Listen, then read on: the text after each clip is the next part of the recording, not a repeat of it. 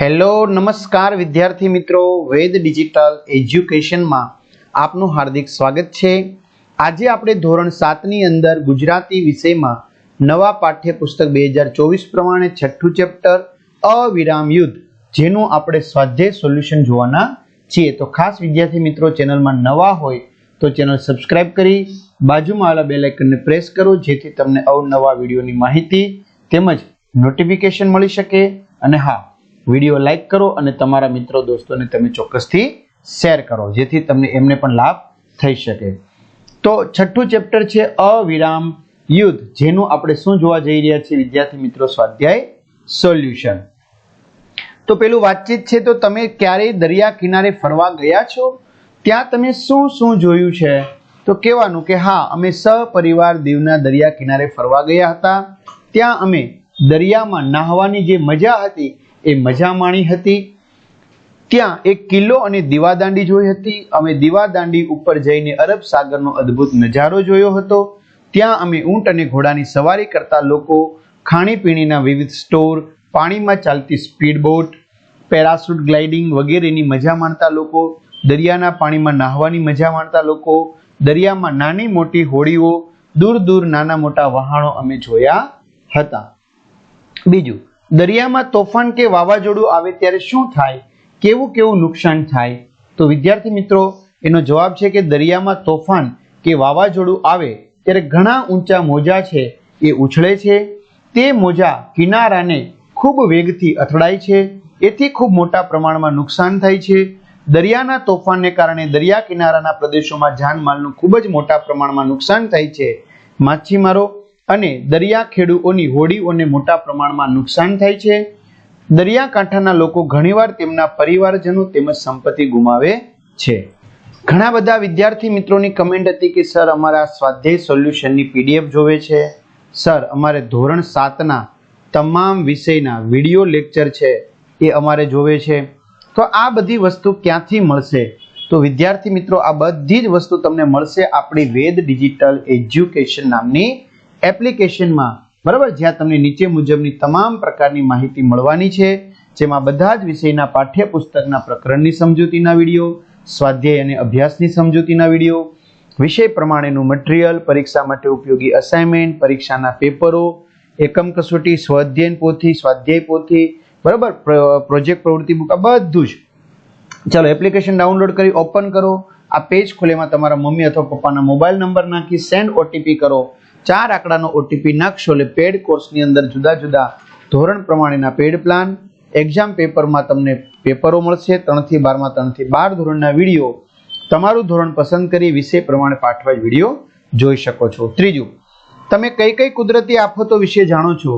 તો કુદરતી આફતો એવી ઘટનાઓ છે જે માનવ હસ્તક્ષેપ વિના થાય છે, જીવન અને માનવો પર એની નકારાત્મક અસર થાય છે। વિવિધ કુદરતી આફતો નીચે મુજબ છે, જેમાં ચક્રવાત, ભૂસ્ખલન, જ્વાળામુખી, વિદ્યાર્થી મિત્રો વિડીયો પોઝ કરીને લખતા જજો, હિમવર્ષા, દાવાનળ, પૂર અને સુનામી।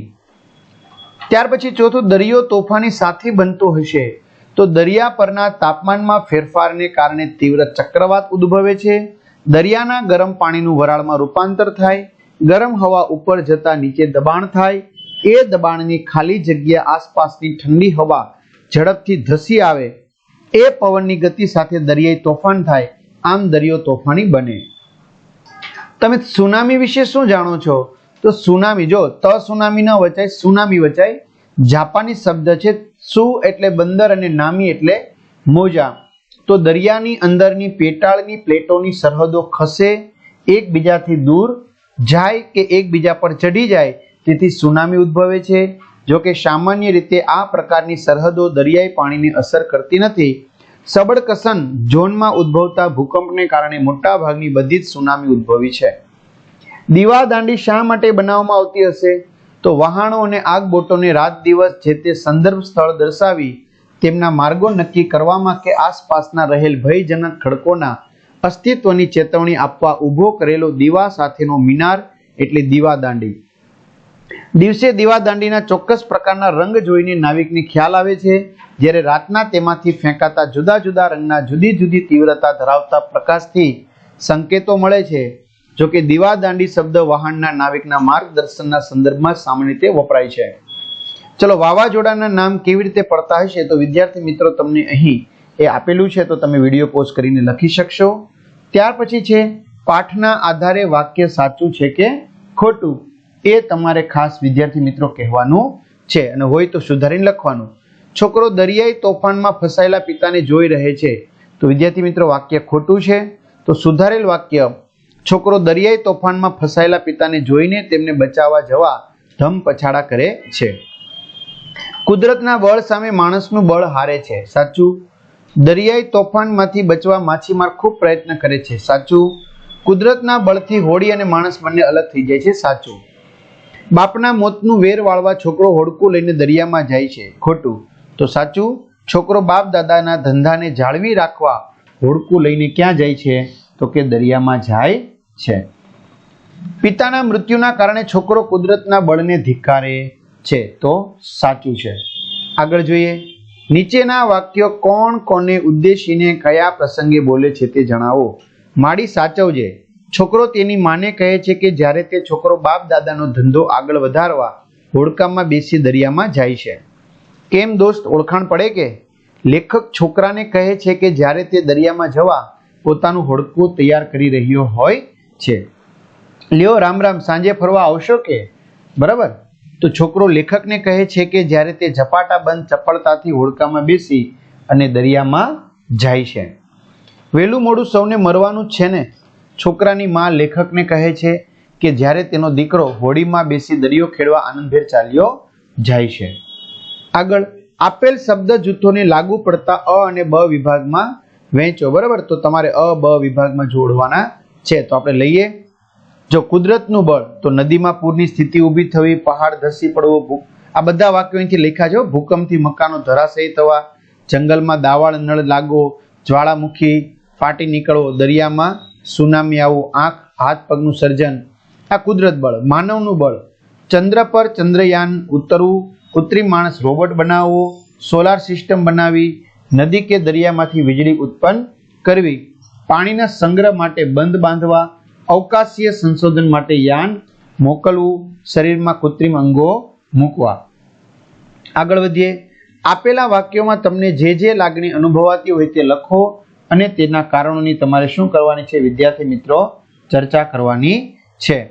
તો માણસનું બળ થાક્યું હતું, કુદરતનું બળ શું થતું હતું? વધતું જતું હતું. દયા, મને હળી કાઢવા દો, હું દોડીને મારા બાપને બચાવી લાવું, મને હળી કાઢવા દો. તો શું છે અહીંયા? બાપ વિશેની ફિકર છે. મનુષ્ય હાર્યો, દરિયો જીત્યો, નિરાશા. મારી પ્રચંડતાને પણ કુછ નહીં ગણનારા આવડો નાનો છોકરો નીકળ્યો, નવાઈ. તે દિવસે એ એવું રડ્યો હશે કે દરિયો પથરાનો હોત તોય પીગળી જાત, દુઃખ. આગળ આપેલા શબ્દના નજીકના અર્થ સામે ખરું કરો. તુમુલ એટલે ભયંકર, ધૂસર એટલે ધૂળા રંગનું, અતળ એટલે અતિ ઊંડું, અતળ એટલે ચિંતાતુર એટલે વિચારોથી ગભરાવું, મશગુલ, તલ્લીન. ચલો, રૂઢિપ્રયોગોનો અર્થ લખી નવું વાક્ય બનાવો. હળી કાઢવી, દોટ મૂકવી. શિવાંશ વાછરડાનો જીવ બચાવવા દોટ મૂકે છે. નવું વાક્ય તમારે બનાવવાનું. મીટ માંડવી, એકી નજરે જોઈ રહેવું. મા દીકરો પોતાના સંઘર્ષને, પિતાના સંઘર્ષને એકી નજરે જોઈ રહ્યા હતા. ઠઠ જામવી, ભીડ જામવી. આહવાન કરવું, પડકાર ફેંકો. નાક વઢાઈ જવું, આબરૂ જવી. ચલો, નીચેના વાક્યોમાં તમારે યોગ્ય વિરામ ચિહ્નો મૂકવાના છે. તો દીપિકા પાસે નોટ, પેન્સિલ, રબર, ચોપડી વગેરે છે. પીનલ, પાણી લઈને અમને આપ. બાપુજી ક્યારે અમદાવાદ જવાના છે? ખબરદાર, ત્યાં જ ઊભા રહી જવું. અરે મારા સાહેબ, શું ભગવાનને બચાવતા નથી આવડતું? અમે પ્રવાસમાં દીવ, દ્વારકા, વેરાવળ, સોમનાથ ગયા. પ્રાર્થનાના શબ્દો હતા, મંદિર તારું વિશ્વ રૂપાળું. તુલસીદાસે રામચરિત માનસ ગ્રંથ લખ્યો છે. બાળકે કહ્યું, મને હળી કાઢવા દો. છોકરો કહે, માડી સાચવજે. ચલો, વિરામ ચિહ્નો આવતા હોય તેવા બે બે વાક્યો તમારા પાઠ્યપુસ્તકમાંથી શોધીને લખો. જેમ કે પ્રશ્નાર્થ, ઉદ્ગાર, અવતરણ ચિહ્ન, અલ્પ વિરામ. બરાબર. તો એ મિત્રો બે વાક્ય શોધીને લખ્યા છે આપણે. ચર્ચા કરો, લખો, રજૂ કરો. જૂથ કાર્ય. દરિયો, ક્યારે દરિયો મજાનો ને ક્યારે ડરામણો. લખી શકો છો વિડીયો પોઝ કરીને. જો તમને દરિયા કિનારે જવા મળે તો. ત્યાર પછી પ્રશ્નોના જવાબ આપો. માં દીકરો અત્યંત ચિંતાતુર બની ગયા, કારણ આપો. છોકરાનો આનંદ કેમ લાંબો સમય ટક્યો નહીં? છોકરાએ હોડી કેમ તૈયાર કરી હશે? પોતાના બાપ દાદાનો ધંધો ચાલુ રાખવા અંગેના છોકરાના વિચારો જણાવો. અને આ એકમનું અવિરામ યુદ્ધની જગ્યાએ તમારે આપવાનું હોય તો કયું શીર્ષક આપો, શા માટે?